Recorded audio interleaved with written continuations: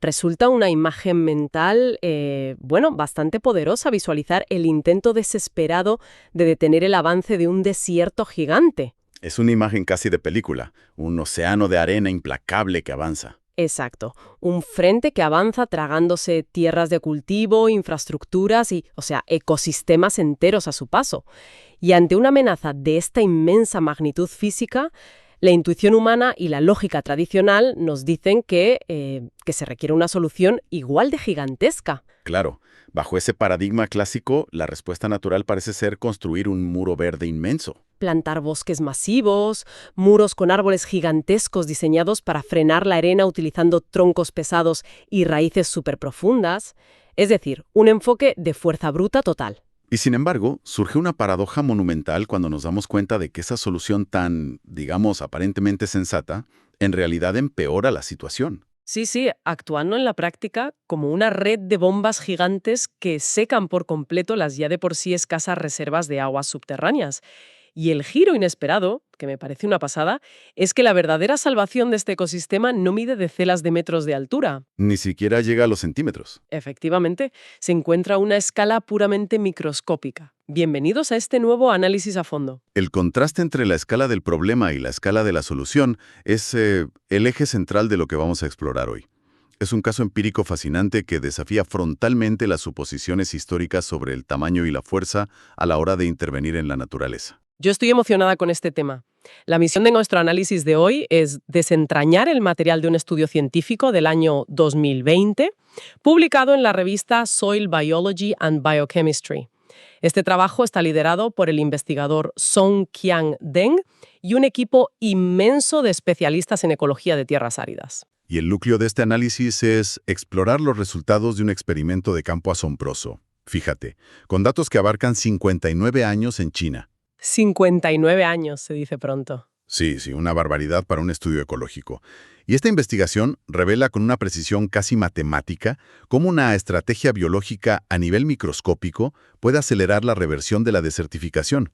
Pasa de ser un proceso que naturalmente tardaría décadas a lograrse en tan solo un puñado de años. A ver, vamos a desglosar esto para entender bien el terreno que pisamos. Porque para comprender verdaderamente la genialidad microscópica de la solución final, primero hay que analizar la escala del problema inicial y sobre todo el motivo del fracaso de las medidas anteriores. Claro, la desertificación en vastas regiones de China representa una amenaza gravísima. Y no solo allí, para cualquier perspectiva de desarrollo sostenible a nivel global. Históricamente, la respuesta gubernamental fue enfrentarse a las dunas mediante enormes proyectos de forestación. O sea, se invirtieron recursos masivos en plantar millones de árboles con la esperanza de fijar la arena superficial y alterar el microclima. Lo fascinante aquí es el análisis forense de ese fracaso estratégico.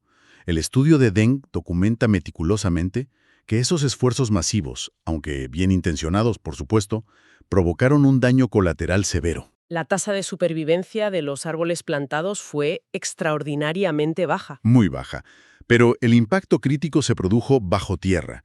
Los árboles, en su esfuerzo desesperado por sobrevivir en un entorno tan hostil, extendieron sus raíces profundamente. Buscando agua donde fuera. Exacto.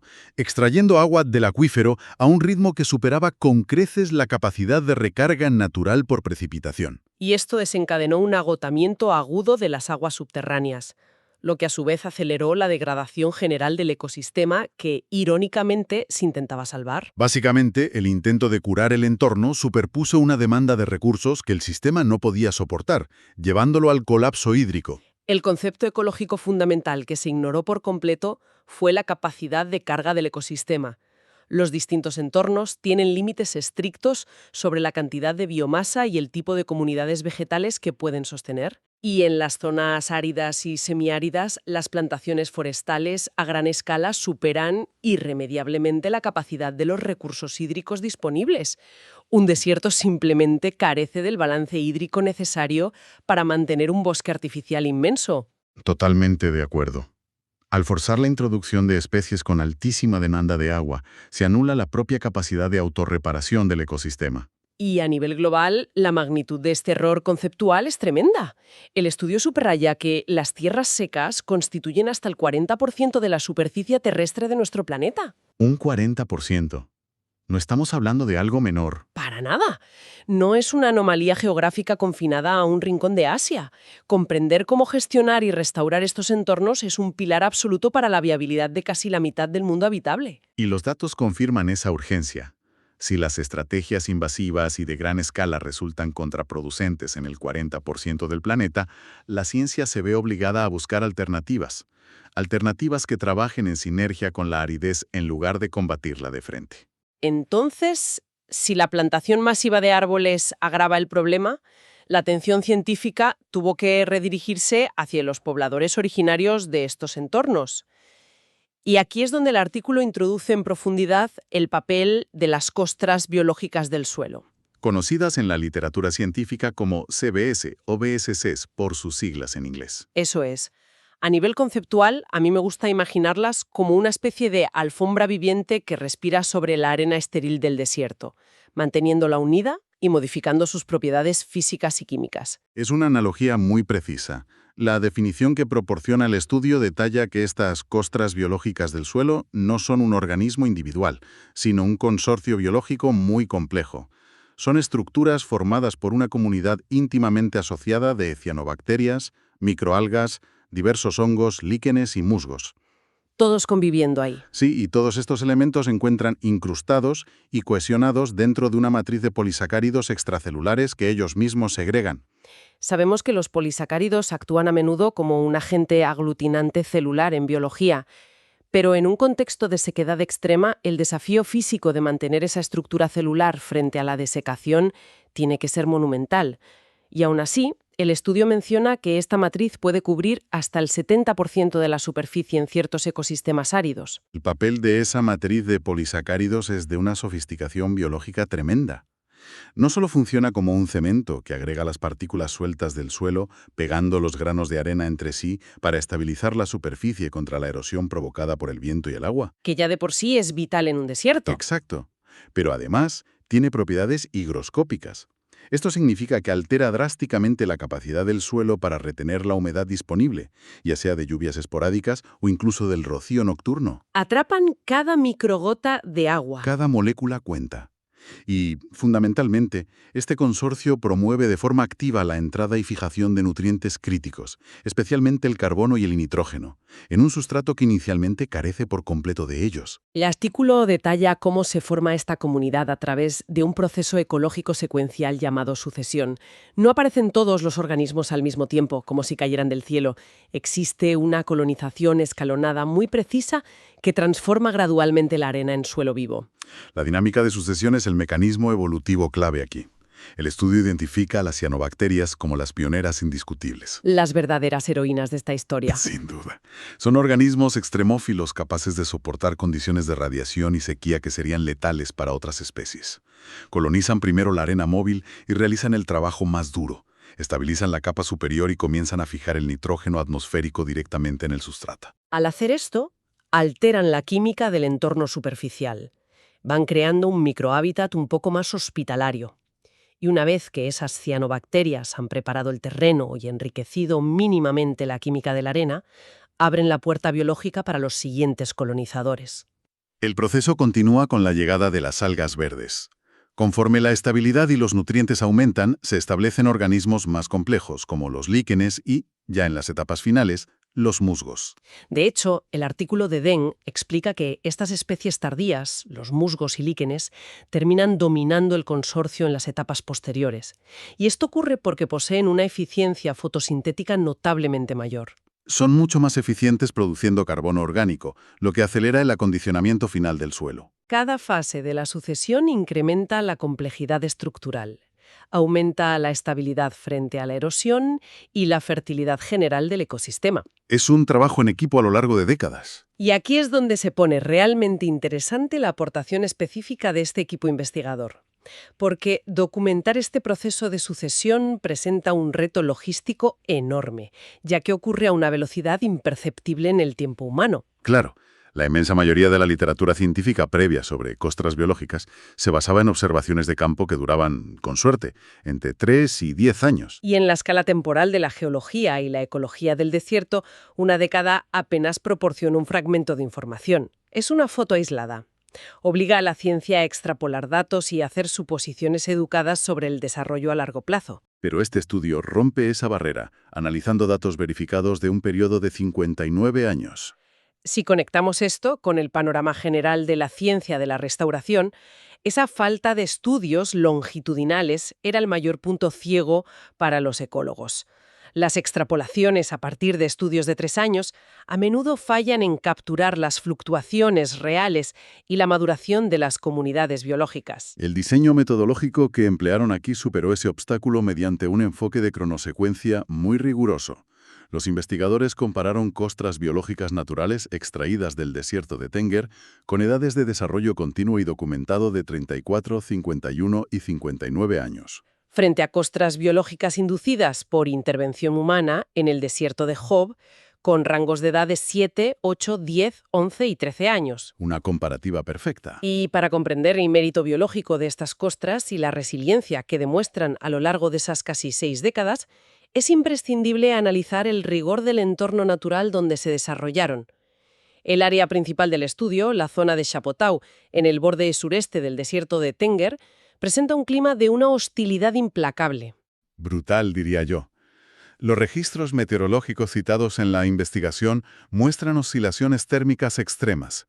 Hablamos de temperaturas medias diarias que descienden a los 6,9 grados Celsius bajo cero en enero, Y luego promedios que superan los 24,3 grados en julio.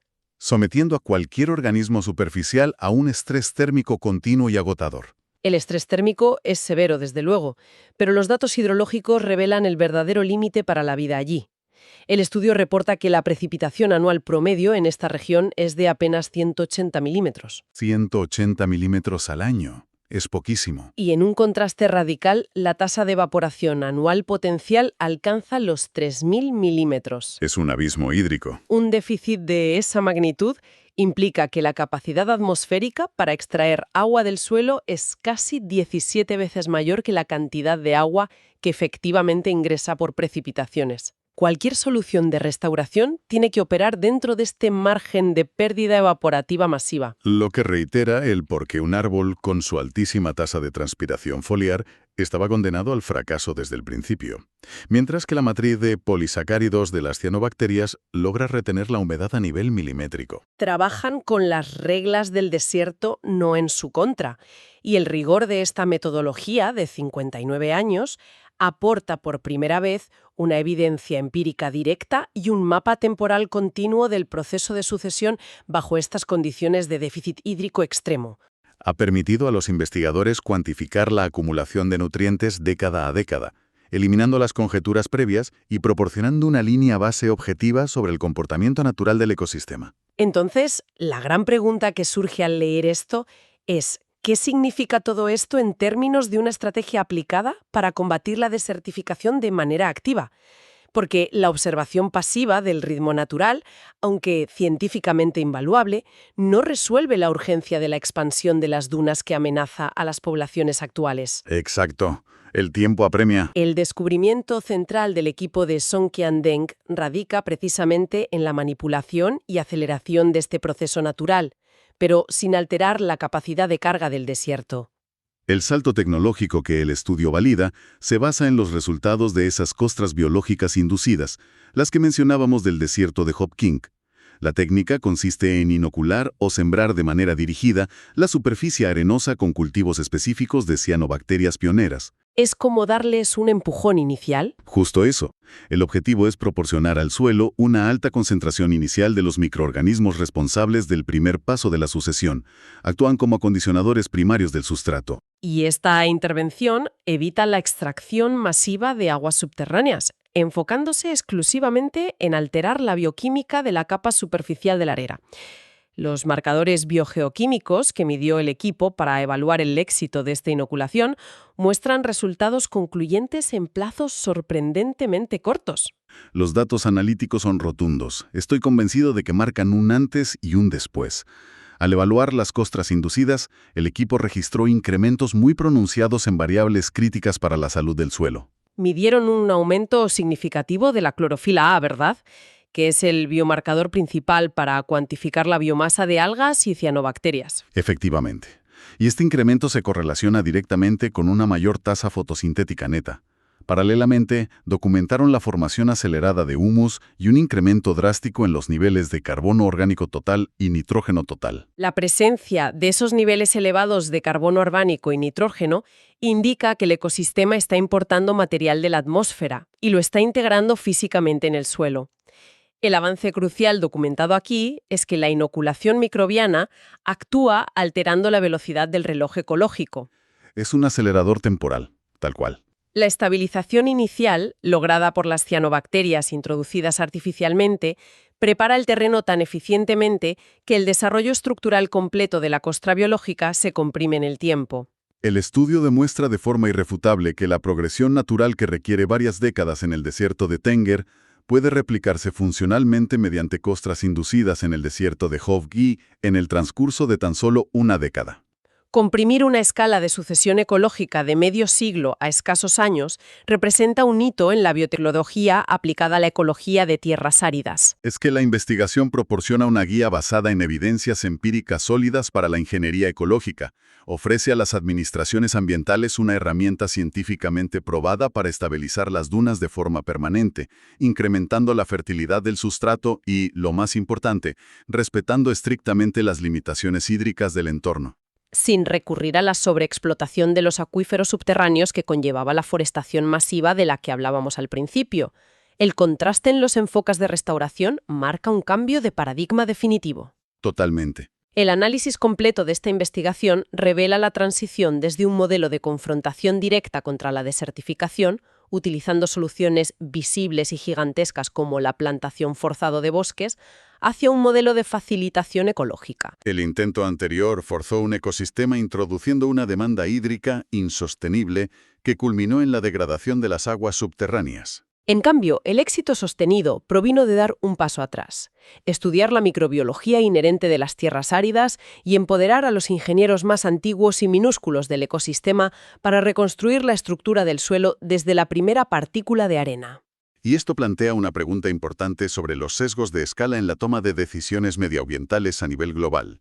El estudio de DEN demuestra de forma incontrovertible que trabajar en armonía con los ciclos naturales del carbono y el nitrógeno a nivel microbiológico produce resultados mucho más robustos y duraderos que los enfoques macroscópicos invasivos. Obliga a la comunidad científica y a los gestores de políticas públicas a revalorar la importancia de preservar y fomentar estas finas capas de vida microscópica. Así es. A la luz de los datos expuestos emerge una reflexión profunda sobre las estrategias que se adoptan frente a las crisis globales en general.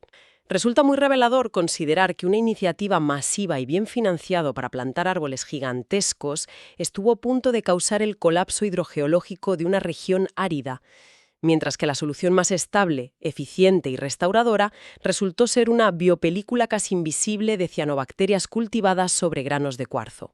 Es una lección de humildad frente a la naturaleza. Y analizando esta dinámica, cabe plantearse, para quienes nos escuchan hoy, en cuántas otras áreas críticas de la gestión planetaria se continúan aplicando soluciones de fuerza bruta a escalas destructivas, ignorando que las respuestas biológicas más sofisticadas, resilientes y transformadoras podrían estar operando ya, silenciosamente, a un nivel microscópico que apenas comenzamos a comprender de manera integral. El valor incalculable de este caso de estudio es que proporciona el marco empírico necesario para abandonar esa fuerza bruta.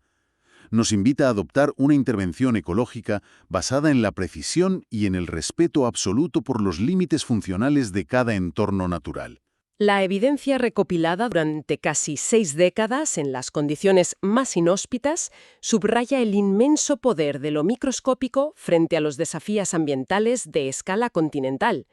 Hasta aquí llega nuestro análisis a fondo sobre los sorprendentes resultados del estudio en los desiertos de Tenger y Hofgi. La comprensión de esta sucesión biológica transforma por completo la percepción de los paisajes áridos, revelando la incesante actividad vital que ocurre en el primer milímetro del suelo. Ha sido un trayecto fascinante a través de esta ciencia de precisión. Sin duda. Nos encontraremos en el próximo análisis.